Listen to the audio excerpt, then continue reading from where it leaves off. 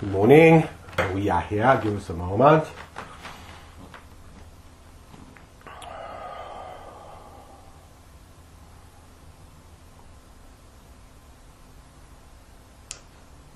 It is February 21, 2012, we believe. The moon is in Pisces. It is Fat Tuesday. Mardi Gras. Is this true? I think. Tomorrow starts the Catholic ritual of Lent, where you are to be on your toes with the restrictions that particular grouping adheres to. And you are seeing some very interesting turnabout within your political process. You are seeing a retrograded male dominance attempting to restore, in their opinion, we would say more regress to a previous time and a previous morality that was very detrimental to the female species on your planet. And those who would be watching, not just within the United States where this election is occurring, but all over the world, where the progress of the feminine has been seen so in such an exciting way by the women of the world. They have seen women be in places of great power and great authority. And they have seen women's access to medical and these kinds of things really go uninhibited, or give a different word, unencumbered, there's the word we are looking for. Where the American woman has been seen as this strong feminine. Yes, brings the family along, brings the home along, but also shows great strength in making decisions, not leaving him just to the male of the society. Because many of the male urgings and male propensities can be very detrimental to the home. Very detrimental to the home. Many women who have had domineering, pushy men in their lives can account for this. Will say, yes, we understand the dangers of letting the male have all the sway in the decision process. And you are seeing now this assault on women, on their reproductive choices. What will be next? How far away are you from the stockades or whatever? Rounding up all of these uppity women with their progressive ideas. It's interesting to us, but we would suggest to those who are very savvy, take the time to read the astrologies. Because you are in a time when the feminine astrologically should be bursting out onto the world scene. And yet, what are you seeing within your political process? This idea of pushing it back into its place. And all of the things that come from the idea of home and building a sustainable place to grow a culture that comes from women, not from men. Men have their value. We are not here to say they have no value, but they have overstepped these last few hundred or thousand years or so. Way overstepped. And in that process they have crushed women in many places. Some still do, literally.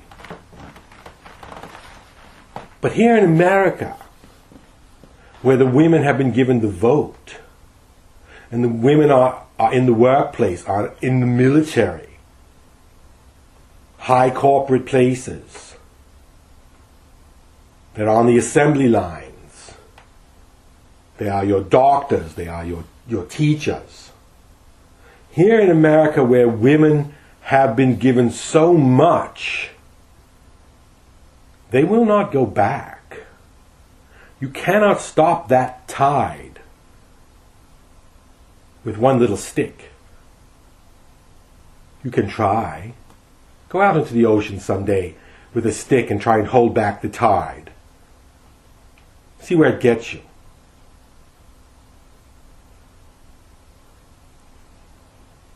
We mention this now because those who would be watching, some are in shock that this is the direction that the discourse is taking.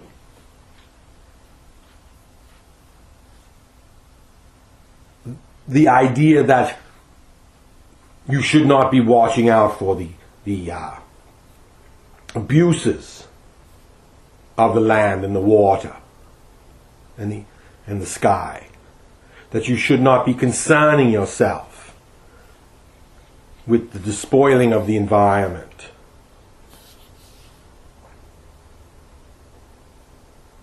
There was a saying many years ago when Mr. Reagan was president, and he wanted to make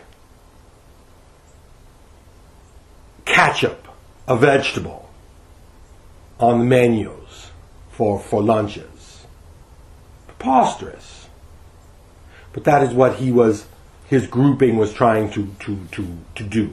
And it was seen to be quite ridiculous, and is now an anecdotal story of the ridiculousness of the policies. But someone said at the time, they were saying how expensive education was. And our vehicle remembers someone else saying, if they think education is expensive, wait till you get the bill on ignorance.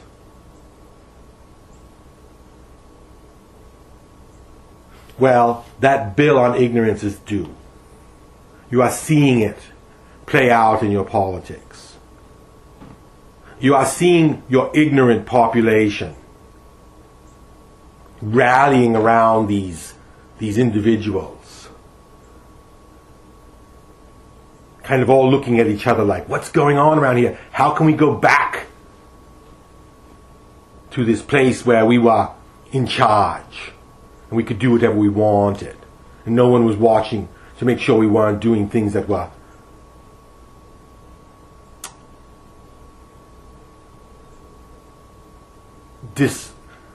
disturbing or disruptive or whatever to the planet and to our neighbors. How do we get the people to stop checking the water for the crap we're pouring into it? How do we get the people to stop watching the air for the shit we are pouring into it? How do we get them not to go look and see what we did to their nice countryside? How do we return back to that time of ignorance where we felt so comfortable? And we are here to tell you that you cannot. Why? Because you are waking up as a planet. You've gotten the wake-up call, the alarm clock's already gone off, and people are now stretching and getting out of bed. You cannot just bonk them all on the head and send them back into a coma. You can try, and many will, but it won't work. It will work for those who want to be bonked on the head and put back in a coma, absolutely. But for those who are awake enough to dodge the bonk on the head that's coming, and many will, then you will not be able to put them back to sleep. Now, much of what occurs over the next few moons will be a dynamic of a return to unconsciousness versus a embracing of consciousness. Many of the things that are being said in the arena of the elections right now for the Republican Party are being said to small groupings. This small grouping gets to hear or that small grouping. And the candidates think they are just talking to that small grouping. And so they say wild and outrageous things. But there was a saying during the time in Chicago years ago, the whole world is watching. And that is what is going on here. The whole world is watching. And so when you say your outrageous things to that small grouping of cheering nincompoops, the rest of the world is saying, oh my God, did you hear what that person just said? Did you hear what that person is thinking? Did you hear what that person would do if they were in charge? And it reverberates out into the sounding boards of the planet, is reverberating on the planetary level. Same thing with what is going on in Europe, same things that are going on in other places, in Muslim countries, in other countries. What is going on in Syria? The world is watching. You cannot do these things that you think you are doing and keep them hidden.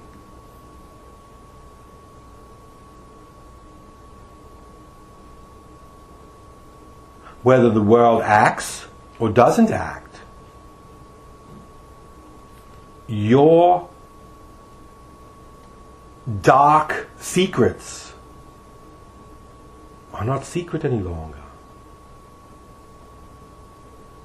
And so you will be brought to account for these things in the larger stage that is the earth, that is all of humanity's. And this will happen to individuals, and this will happen to groupings, and this will happen to countries.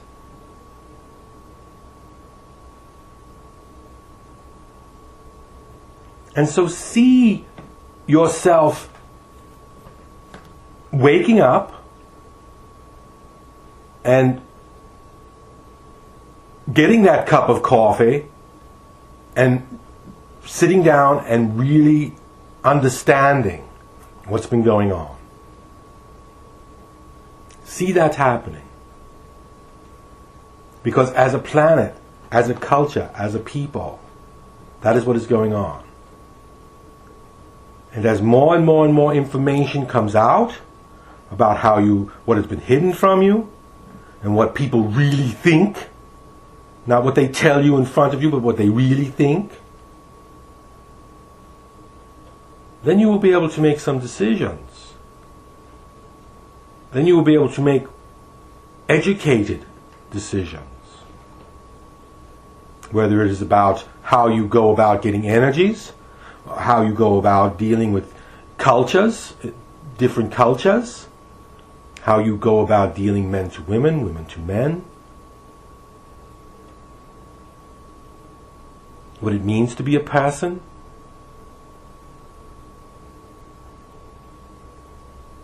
to be an individual, at the same time part of a whole. You have some very good models of these kinds of things. Just look at your physical body.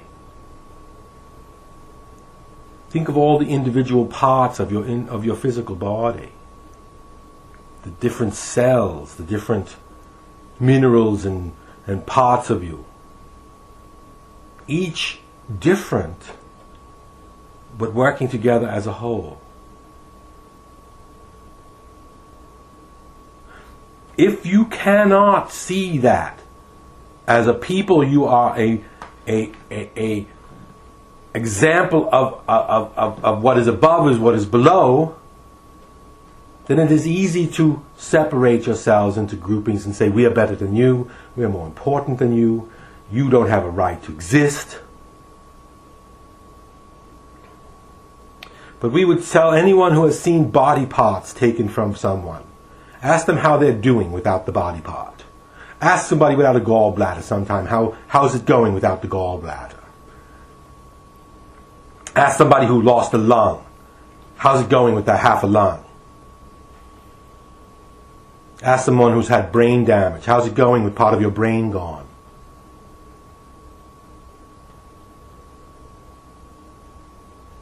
You will find someone that'll say, not as good as it could be. Sure wish I had that part back and functioning.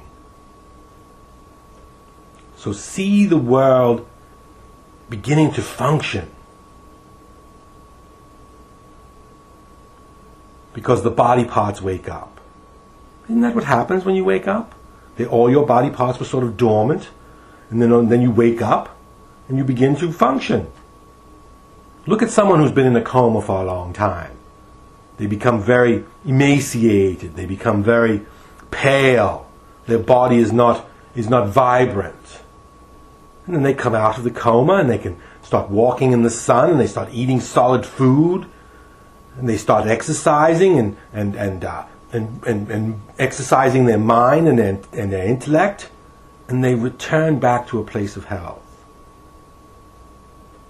Because as a people on this planet, you have been there before. But there were things that had occurred. One of them that no one talks about is the intergalactic war, which there are remnants all over your solar system of this battle, of these battles. You have stories of them in your ancient culture texts. How did all of those things occur or affect humanities? There is a much bigger story than is currently in your history books about how you got where you are. But there are people on this planet now who know these stories, who have found the records, who have found the halls of records, and are quite shocked to know the roots of your history. There's an old saying, to the victor, history belongs to the victor. That knowing will become more and more clear to you as some of these information start to come forward.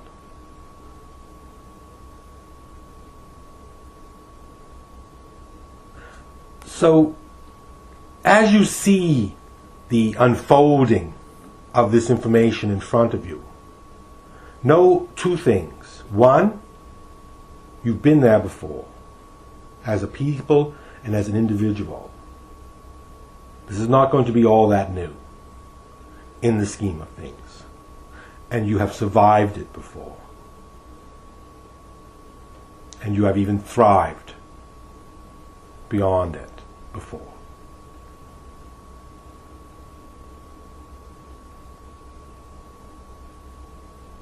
It has been our pleasure. Good day to all.